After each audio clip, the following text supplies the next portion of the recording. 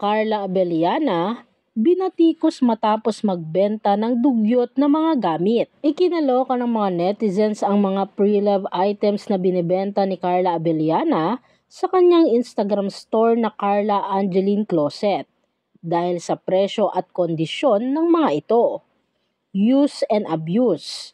Ganito inilarawan ng maraming netizens ang mga pre-love items na binebenta ng kapuso actress na si Carla Abellana. Kagaya na lang ng kanyang lumang Miu Miu white at gold slip-ons na binili pa raw niya sa Paris. Tila ang mga netizens na nga ang nahiya para kay Carla matapos makita ang napakaruming soles o swelas ng slips-on.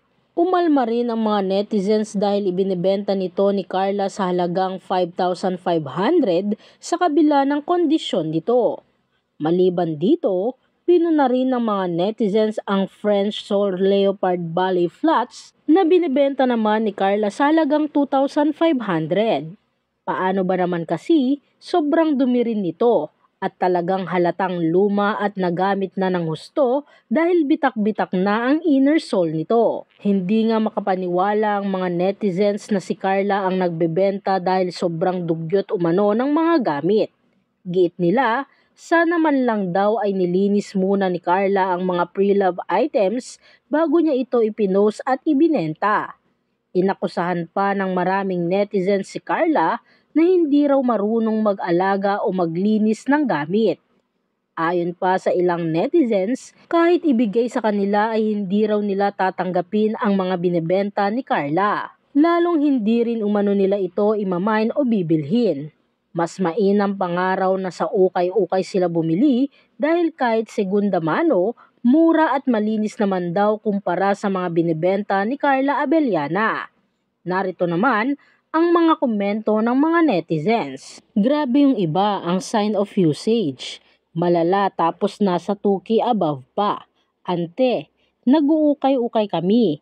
Pero yung quality mas maganda pa sa mga pre-love mo. If this is true na kay Carla lahat ng items, nakakahiya. The pre-love items reflect the real personality of Carla. Ako, pag nag-garage sale, nilalabahan ko muna lahat ng garments. Then mga footwears, nililinis ko kasama talampakan. Pinupunasan ko pa ng alcohol ang loob. Then super baba benta ko. Whether branded or not. Lowest price talaga kasi pre-love na. Ginagamit ba niya ganyan? Dugyot. Hindi marunong maglinis ng gamit. Parang may amoy na ewan. Kahit siguro ipamigay mo yan, magdadalawang isip pa kung kukunin.